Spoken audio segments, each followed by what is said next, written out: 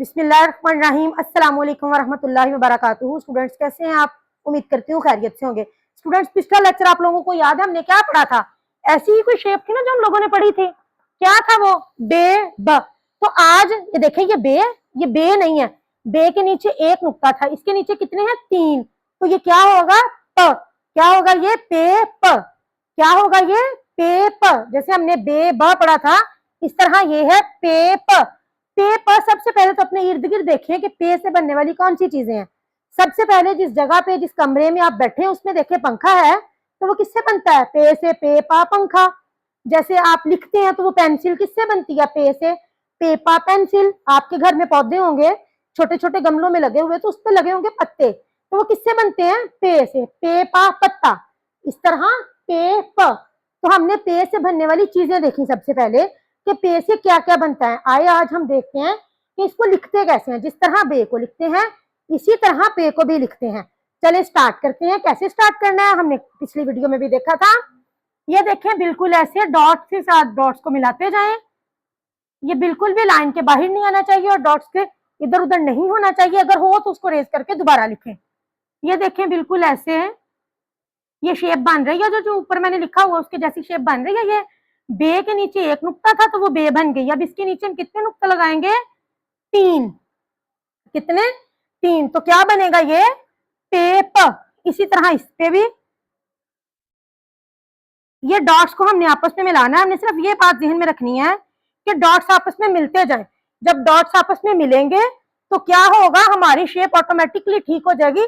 हमें उसे बार बार रेज करने की जरूरत नहीं पड़ेगी। और जितनी ज्यादा हम मशक करेंगे उतनी ही हमारी राइटिंग प्यारी होगी, उतना ही हमें जल्दी लिखना आएगा। ये देखें, यहाँ पे भी इस तरह ये डॉट्स को आपस में मिलाते जाएं। ये डॉट्स आपस में मिल गए। अब इनके नीचे कितने नुक्ते लगाने हैं हमने? तीन। तो ये क्या बन गया? पेप। पीछे हमने पढ़ा था बे क्या होती है? जिसके नीचे एक नुक्ता होता है, एक डॉट होता है, वो बे होती है। और अब आज हमने जो नया लफ्ज सीखा है वो है पेप। तो पे के नीचे तीन नुक्ते, तो ये क्या है? पेप। जिसके नीचे तीन नुक्ते हैं वो पे है, जिसके नीचे एक नुक्ता है वो बे है। हम इसको नोटबुक पे कैसे लिखेंगे? जैसे ये आपको यहाँ पे डॉट लगा के दे दिया जाए और आपसे कहा जाए बेटा लिखे पे, तो कैसे लिखनी है आपने? इस डॉट से पेंसिल आपने स्टार्ट करनी है और इसको यहां से हल्का सा कर्व दे देना है। ठीक है? ऐसे ही यहां पे भी यहां से इसको गोल करना है और इसके नीचे तीन नुक्ते लगा देने हैं। जितनी ज्यादा आप लोग इसकी मशक करेंगे, जितनी ज्यादा प्रैक्टिस करेंगे, जितना इसको बार बार लिखेंगे, उतना ही आप ज्यादा प्यार से लिखेंगे, ज्यादा आप प्यारा और अच्छा लिख सकते हैं। अब आगे देखें कि पे से बनने वाली चीजें। पहले तो हमने देखा ना अपनी सराउंडिंग्स में, अपने इर्द गिर्द में कि कौन कौन सी चीजें पे से बनती हैं। अब आगे देखें कि बुक में क्या है, यहाँ हम जो पढ़ते हैं उसमें क्या क्या है। पे पा पत्ता। पत्ते के बारे में हमने पढ़ा, अब सबने देखा दरख्तों पे पत्ते लगे होते हैं। पे पा पत्ता।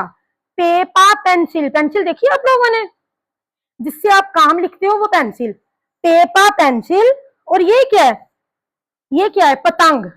पतंग देखी कभी किसी ने? जिसको हम काइट कहते हैं इंग्लिश में, उसको उर्दू में हम पतंग कहते हैं, जो हम उड़ाते हैं। तो क्या है ये? पेपा पतंग।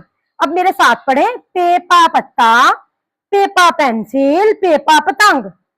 ठीक है बेटा, आपको पे की और बे की समझ आ गई, दोनों का फर्क मालूम हो गया।